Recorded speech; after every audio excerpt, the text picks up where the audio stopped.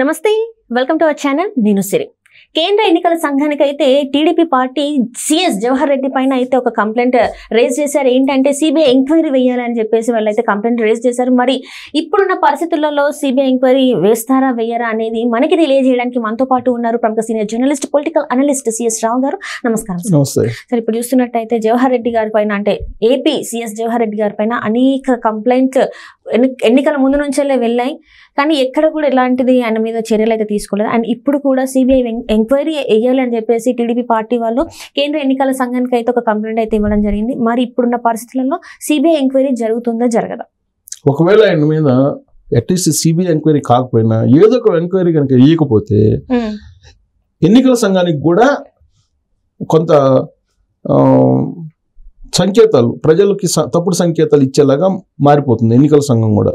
ఎందుకంటే ఎన్నికల సంఘం అనేది స్వచ్ఛందంగా స్వయం ప్రతిపత్తి కలిగినటువంటి సంస్థ అనేటువంటిది పేరుంది. అప్పట్లో ఉండేటువంటి లింగుడో కానీ, కమిషనర్గా చేసిన ఆయన టిఎన్ శేషన్ కానీ, వీళ్ళందరూ ఉన్నప్పుడు ఎన్నికల సంఘానికి ఉండేటువంటి పవర్ ఏంటో చూపించారు వాళ్ళు. అలాంటి ఎన్నికల సంఘాన్ని ఇవాళ బలహీనపరిచేలాగా వ్యవహరిస్తున్నారు ఇప్పుడు ఉండేటువంటి కమిషనర్లు అనేది ఆరోపణలు వస్తున్నాయి. ప్రత్యేకించి తెలుగు రాష్ట్రాలకు వచ్చేటప్పటికి, ఆంధ్రప్రదేశ్కి వచ్చేటప్పటికి ఈ ఎన్నికల ప్రక్రియ మొత్తాన్ని కనుక చూస్తే ఎన్నికల కమిషనే ఫెయిల్ అయిపోయిందేమో అనేటువంటి భావన కలుగుతుంది. దానికి కారణం ఏంటంటే చీఫ్ సెక్రటరీగా ఉన్నటువంటి జవహర్ రెడ్డి మీద ఎన్నో ఆరోపణలు ఉన్నాయి, అనేక ఆరోపణలు. ఈవెన్ షెడ్యూల్ ఇచ్చిన తర్వాత కూడా, షెడ్యూల్ ప్రకటించిన తర్వాత కూడా ఆయన చేసినటువంటి కొన్ని నిర్ణయాలు వివాదాస్పదమయ్యాయి.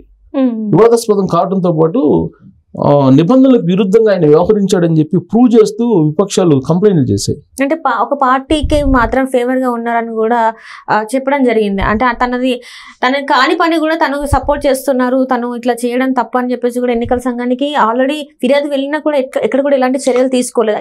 మీకు ముఖ్యంగా చూస్తున్నట్టయితే ఈ పెన్షన్లది, ఇంతమంది చనిపోయినా కూడా ఇట్లాంటి యాక్షన్ తీసుకోలేదు. మరి దీని ఏమంటారు సార్? సో ఆయనకి అందరు చర్చించుకుంటున్నది ఏంటంటే ఇన్ని ఆరోపణలు ఉన్నాయి, ఇన్ని కంప్లైంట్స్ ఉన్నాయి, కానీ ఎందుకు చీఫ్ సెక్రటరీగా జవహర్ రెడ్డిని బదిలీ చేయట్లేదు, ఆయన పైన యాక్షన్ తీసుకోవట్లేదు అనేది చాలా మంది నన్ను కూడా అడిగారు. చాలా మంది ఫోన్ చేసి, సార్ మీరు చాలా వీడియోలు చేశారు, చాలా ఇష్యూలు రైజ్ చేశారు, డీజీపీ రాజేంద్రనాథ్ రెడ్డిని అయితే మార్చేశారు, కానీ చీఫ్ సెక్రటరీని జవహర్ రెడ్డిని మాత్రం మార్చట్లేదు, ఎందుకు మార్చట్లేదు అని చెప్పి చాలా మంది నాకు కూడా ఫోన్ చేశారు.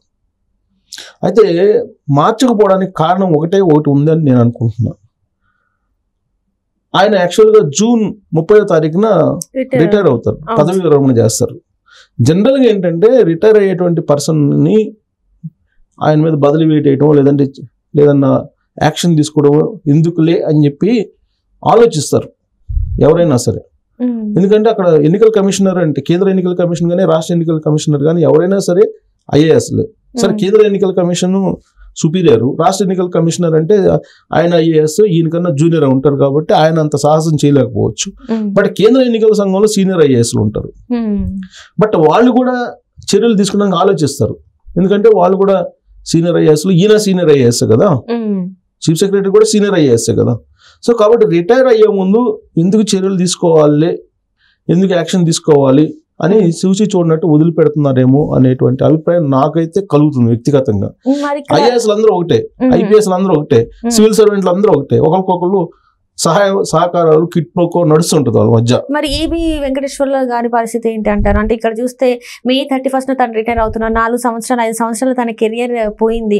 మరి ఇంతవరకు ఎందుకు విధుల్లోకి తీసుకోవాలి? తన మీద ఎలాంటిది లేదని చెప్పేసి క్యాట్ కూడా విధుల్లోకి తీసుకోవాలని చెప్పేసి ఆదేశాలు జారీ చేసింది, కోర్టు నుంచి కూడా ఆదేశాలు వచ్చినాయి, ఆయన కూడా ఎందుకు జరగలేదంటారు? ఇక్కడ ఏబి వెంకటేశ్వర విషయంలో మనం తీసుకుంటే, ఆయన విషయంలో ఈ మొత్తం జగన్మోహన్ రెడ్డికి సంబంధించినటువంటి సర్వెంట్స్లు ఎవరైతే ఉన్నారో, ఐఏఎస్లు ఐపీఎస్లు, వాళ్ళు ఈయన్ని హోల్డ్ చేశారు, సపోర్ట్ చేయట్లేదు. ఈవెన్ ఐఏఎస్ల సంఘం కూడా, ఐపీఎస్ల సంఘం కూడా ఆయనకి జరుగుతున్నటువంటి అన్యాయం మీద ఒక్క ముక్క కూడా వాళ్ళు స్పందించలేదు. లాస్ట్కి మొన్న ఈ మధ్య కాలంలో జరిగినటువంటి బదిలీల మీద కూడా స్పందించారు వాళ్ళు, ఐపీఎస్ల సంఘం. కానీ ఏబి వెంకటేశ్వరరావు గారి విషయంలో స్పందించలేదు. అంటే ఎంత వివక్ష ఉంది అంటే ఇక్కడ జగన్మోహన్ రెడ్డి వర్సెస్ ఏబీవి అన్నట్టుగా నడుస్తుంది. దాంట్లో జగన్మోహన్ రెడ్డి ఆర్డర్స్ని కాదని వీళ్ళు చేయలేని పరిస్థితిలో ఉన్నారు. ఒకటి, ఆయన రిటైర్ అయ్యి వెళ్ళిపోతున్నాడు జూన్ 30వ తారీఖున. ఈ లోపల ఎందుకులే మనం జగన్మోహన్ రెడ్డి మాటే వింటున్నాం కదా, ఆయనే కదా సీనియర్స్ అందరినీ కాదని చెప్పి చీఫ్ సెక్రటరీ ఇచ్చింది పదవి, దానికి ఉడతా భక్తిగా ఏబి వెంకటేశ్వర నన్ను బలి చేస్తే పోద్దులని బహుశా అనుకొని ఉండొచ్చాము. అలా అయి ఉండొచ్చు. మామూలుగా అయితే ఐఏఎస్లు ఐపీఎస్లు వాళ్ళు ఐక్యంగా ఉంటారు. ఏదైనా ఒక సమస్య వచ్చినప్పుడు ఖచ్చితంగా వాళ్ళందరూ ఐక్యం అవుతారు, వాళ్ళ సమస్యను పరిష్కరించుకుంటారు. కానీ ఏబి వెంకటేశ్వర విషయంలో జగన్మోహన్ రెడ్డి కారణంగా ఐఏఎస్ల మధ్యలో కూడా విభేదాలు వచ్చాయి, ఐపీఎస్ల మధ్యలో కూడా విభేదాలు వచ్చాయి. అంటే ఇప్పుడు తన మనిషి కాదనా, ఇక్కడ జవహర్ రెడ్డి తన మనిషినా, లేకపోతే ఏబి వెంకటేశ్వర తన మనిషి కాదనా? ఏబి వెంకటేశ్వరరావు ఆయన ఇంటెలిజెన్స్ చీఫ్ గా చేశాడు చంద్రబాబు నాయుడు 2014 నుంచి 2019 మధ్యలో. ఆ సమయంలో జగన్మోహన్ రెడ్డికి సంబంధించిన కొన్ని ఇష్యూస్ ఏవైతే ఉన్నాయో, కోడికత్తి కేసు కానీ లేదా బాబాయ్ మర్డర్ కేసు కానీ, వీటిల్లో పక్కా ఆధారాలు అసలు ఏం జరిగింది అని తెలిసినటువంటి పోలీస్ ఆఫీసర్ ఎవరైనా ఉన్నారంటే ఏబి వెంకటేశ్వరరావు ఇంటెలిజెన్స్ చీఫ్ గా ఉన్నారు కాబట్టి.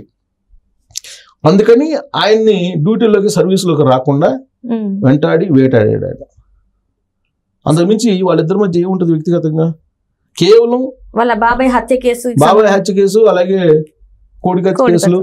తర్వాత ఆయన ప్రతిపక్షంలో ఉన్నప్పుడు ఆయన కొన్ని ఎదుర్కోవటం, ఆయన ఏది మాట్లాడినా కానీ, లేదంటే ఎక్కడ సభలు పెట్టుకున్నా కానీ సభలు పెట్టుకోలేదు, ఇలా రకరకాలు ఉన్నాయి.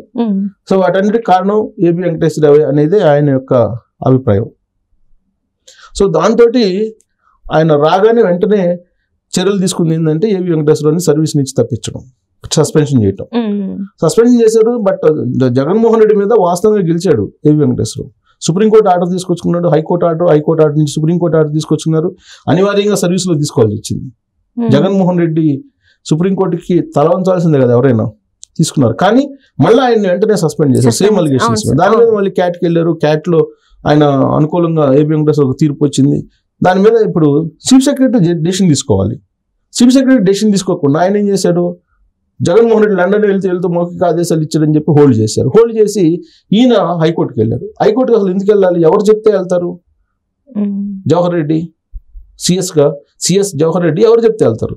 ఇప్పుడు ఆయన ఎవరు ఆధ్వర్యంలో పనిచేస్తున్నారు? ఇప్పుడు ఎలక్షన్ కమిషన్ ఆధ్వర్యంలో పనిచేస్తున్నారు. ఎలక్షన్ కమిషన్ ఏం చెప్తే అది వినాలి. ఈయన రిపోర్ట్ కూడా ఎలక్షన్ కమిషన్ చేయాలి. కానీ ఈయన ఏం చేశాడు, జగన్మోహన్ రెడ్డి మౌఖిక ఆదేశాల మేరకు ఈయన హైకోర్టులో పిటిషన్ వేశాడు, క్యాట్ ఉత్తర్వుల్ని సవాల్ చేస్తూ. సో అది కూడా హైకోర్టులో రిజర్వ్ అయింది. ఓకే, అది పోతే మళ్ళీ సుప్రీంకోర్టుకి వేస్తారు. ఇదే జరుగుతుంది. అయితే ఇక్కడ ఈయన చేస్తున్నటువంటి ఇలాంటి కార్యక్రమాల నేపథ్యంలో అనేక ఆరోపణలు ఎదుర్కొంటున్నాడు జవహర్ రెడ్డి. ఈ టైంలోనే ఆయన దాదాపు 2000 కోట్ల విలువైనటువంటి భూముల్ని ఆక్యుపై చేశాడు వైజాగ్లో అనేటువంటిది ఆయన మీద వచ్చినటువంటి ప్రధానమైనటువంటి అలిగేషన్. ఆయన కుమారుడు కొంతమంది బినామీలతో కలిసి దాదాపు 800 ఎకరాలు పైగా ఆక్యుపై చేశారు. అసైన్ ల్యాండ్స్ ని రిజిస్ట్రేషన్ చేసుకోవడానికి ఈయన వైజాగ్ వెళ్ళారు అనేది ఆయన మీద వస్తున్నటువంటి అలిగేషన్. ఇలాంటి పెద్ద అలిగేషన్ వచ్చినప్పుడు సహజంగా ఆయనే రాజీనామా చేయాలి. రాజీనామా చేసి ఎంక్వైరీకి ఆయనే ఆహ్వానించాలి. కానీ ఆయన ఆహ్వానించట్లేదు, ప్లస్ దాన్ని పట్టించుకోవట్లేదు. వాళ్ళ మీద క్రిమినల్ కేసు పెట్టడానికి ప్రయత్నం చేస్తున్నాడు, చీఫ్ సెక్రటరీ ఉన్నాడు కాబట్టి.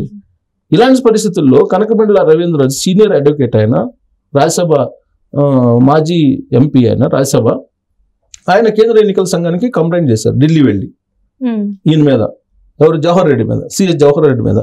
ఇలా అసైన్ ల్యాండ్స్ రిజిస్ట్రేషన్ చేసుకోవడానికి ఆయన వెళ్ళిపోయారు. కాబట్టి ఇన్ని అలిగేషన్స్ వచ్చినటువంటి జవహర్ రెడ్డిని మార్చేసేయండి, పైగా కౌంటింగ్ రోజు ఈయన సక్రమంగా కౌంటింగ్ ప్రక్రియ నిర్వహిస్తారని నమ్మకం లేదు అని చెప్పి తెలుగుదేశం పార్టీకి సంబంధించినటువంటి రాజ్యసభ మాజీ సభ్యుడు కనకమెండల రవీంద్ర ఢిల్లీ వెళ్ళి కేంద్ర ఎన్నికల సంఘానికి కంప్లైంట్ చేశారు. కంప్లైంట్ చేసి కంప్లైంట్ పరిశీలిస్తుంది కేంద్ర ఎన్నికల సంఘం. బహుశా నాకున్నట్టు నాలెడ్జ్ ప్రకారం, నాకున్నటువంటి ఇన్ఫర్మేషన్ ప్రకారం ఇవాళ రేపు ఖచ్చితంగా ఆయన్ని బదిలీ చేసేటువంటి అవకాశం అయితే ఉంది. ఆ పదవిలో ఉంచేటువంటి ప్రసక్తి లేదు. ఇంకా కూడా ఆయన్ని బదిలీ చేయకుండా అదే పదవిలో కొనసాగిస్తే సిఎస్గా కేంద్ర ఎన్నికల సంఘం భద్రమయ్యేటువంటి అవకాశం ఉంది. 2000 కోట్ల రూపాయలు విలువైన అసైన్ భూముల్ని రిజిస్ట్రేషన్ చేయించుకుంటున్నాడని చెప్పి అలిగేషన్స్ వచ్చినా కానీ ఇంకా కంటిన్యూ చేస్తే వన్ సైడ్గా కేంద్ర ఎన్నికల సంఘం ఉందని చెప్పి అపవాదుని మూట కట్టుకునేటువంటి అవకాశం ఉంది కేంద్ర ఎన్నికల సంఘం. బహుశా ఆ పని కేంద్ర ఎన్నికల సంఘం చెయ్యదని చెప్పి నేను అనుకుంటున్నా. చీఫ్ సెక్రటరీ జవహర్ రెడ్డికి మాత్రం ఖచ్చితంగా బదిలీ వేటు పడే అవకాశాలు క్లియర్గా కనిపిస్తున్నాయి. Right sir.